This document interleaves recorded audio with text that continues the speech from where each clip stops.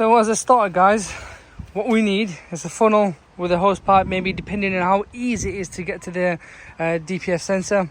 And then you need a socket tool, which I'm going to put in the listing anyway. You don't need all this. I've only bought it for the sake of buying it because it's got every single one in different style. But I'll put it in the link for you. It's about 7-8 quid for these. You'll need a ratchet like this maybe. Again, I'll put it in the link for you guys. Something like this if you have at home. If not, just go to B&Q and get one. I'm using the Icarsoft CR Max P.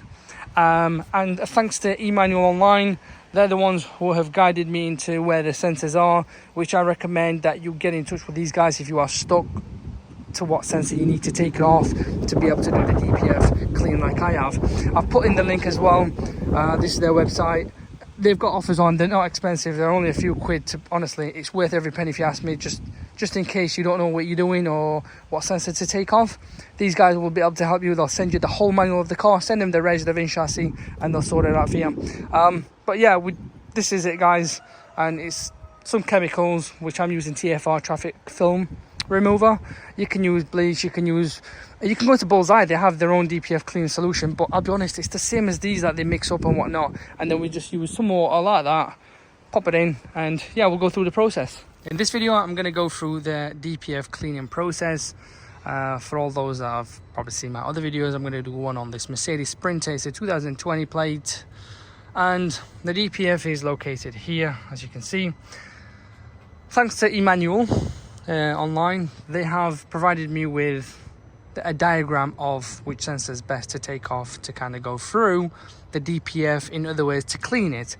Now we're going to do a manual cleaning. This is a DIY, really, if you ask me. I wouldn't recommend anyone else doing it other than yourself. It's not difficult. We'll get onto it. So I'm using this Icarsoft CR Max P, and the DPF system, we'll call it 70% just to round up figures. It's around 70%. Now, anyone else, probably 80, 90, maybe more, maybe less, you'll feel that there's not probably enough power. Yes, you do go through the gears, it goes, but reality is when it gets to this sort of level, it does kind of wear things out. So with eManualOnline is, whatever car you have, you give them the reg, and in other words, they'll just send you the diagram of whatever sensor it is. I don't know if it's a camshaft sensor, if it's, for example, like this one, as you can see on the screen. This is what they sent me, and it's a whole list of what this whole car comes with. So for example, any sensors I'm stuck with, I just put it in and boom, there it is. But for me, thanks to them, I've managed to locate exactly where I need to be, which is this sensor here. And it's for, and just make sure you're kind of covered, you cover your eyesight and whatnot in that sense, so you don't get it in your eye. But you're more than welcome to grab whatever you fancy, put it in. But in my case, I'm putting TFR in. You guys are more welcome to put other things in if you think you've got better things. So first thing first, we've disconnected the sensor. Okay, here it is. And then we will need something like this to go over it. And I'll put the link in below in the description. So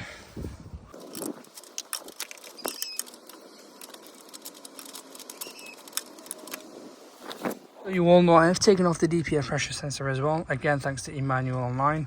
I've managed to locate it where it was, which was just literally at the back there. The only reason I'm taking this off is because the fluid we put in is going to go through this and come back out, which will probably deteriorate or affect the inside of the module. I've done it with these on in the past, and to be fair, they've gone on for years and years, no issues. And I've not done it once, I've done it plenty of times, in other words.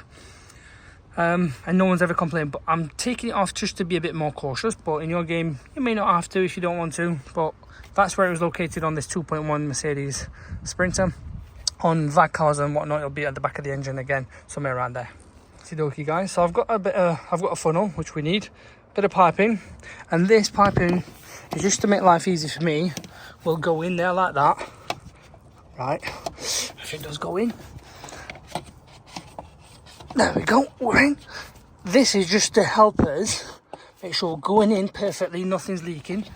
And this piping we'll use, and this is the end of the TFR, right, the piping I've got here, which we'll insert. You can see guys, look, that's what I've got, pumped it.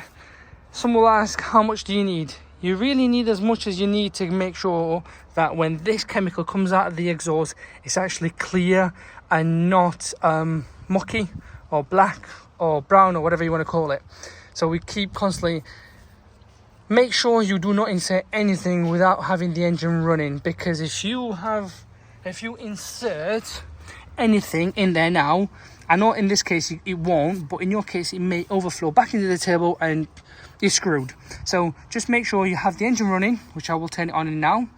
We've got the engine running and I'm going to start pressing onto this, and we're just going to keep going. So as you can see,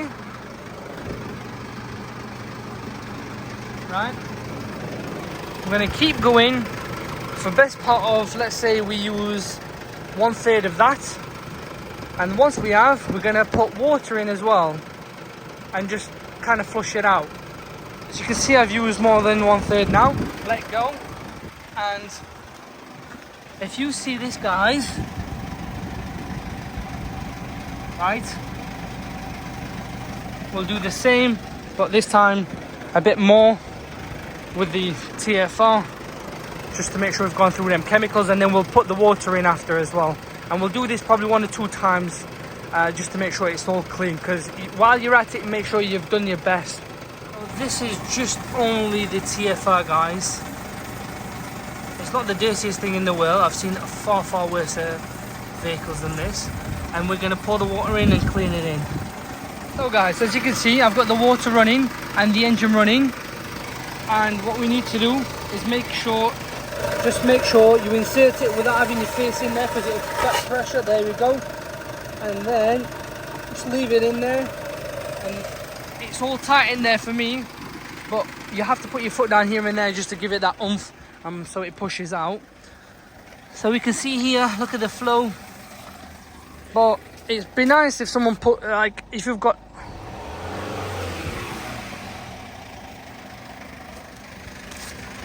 as you can see,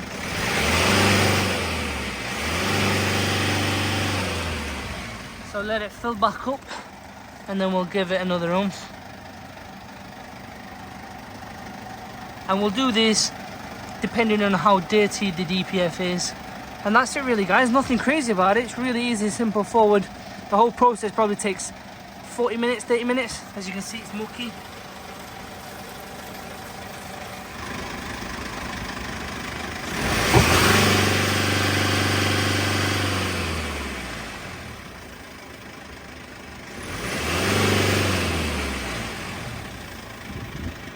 So this is the second round. I'm just doing it just purely because I wanted to do it, just to be sure that everything's spot on.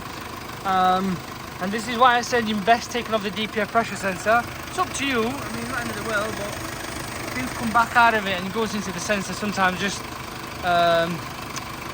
makes the sensor a bit worse, in other words. But we'll do this, give it another shot, and that's us done, and then we can tidy up. So guys, as we can see here, and if we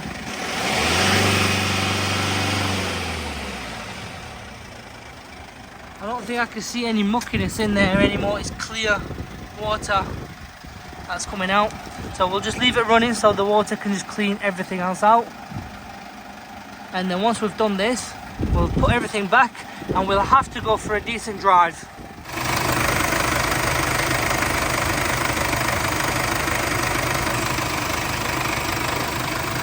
My recommendation is, once you've done with it, just let things run for the best part of like 5 minutes or so, 10 minutes, maybe 5 minutes I'd say, just so things can like clear up and dry out inside for a bit, and then take it for a decent drive as well, guys. These are the fault codes. You may have others as well, but this is what we've in other words disconnected. So within the diesel particle filter, we'll teach it in, and this way it will reset the soot content from 68%, as you saw earlier. It should be 0, so it's been successful. And if we was to, because these Sprinter vans does allow you to view things here, guys, so there you are. If this doesn't change, guys, and it's always like 118, 116, 100 or whatever it is, that kind of says to you that the DPF pressure sensor is faulty. That's why it's not resetting. So we recommend you buy an OEM genuine sensor, and then from there change it and reset it using a diagnostic machine like this. And if we were to go back out of this, guys, do an auto scan, reality is with them faults it's fine. I mean, we'll just clear everything so that there's nothing left. As you can see, guys, everything's back to 0. And for anyone that hasn't got power, should have power. If that doesn't go back to 0 and you've got 118 or 120, then that means you need to replace the DPF pressure sensor.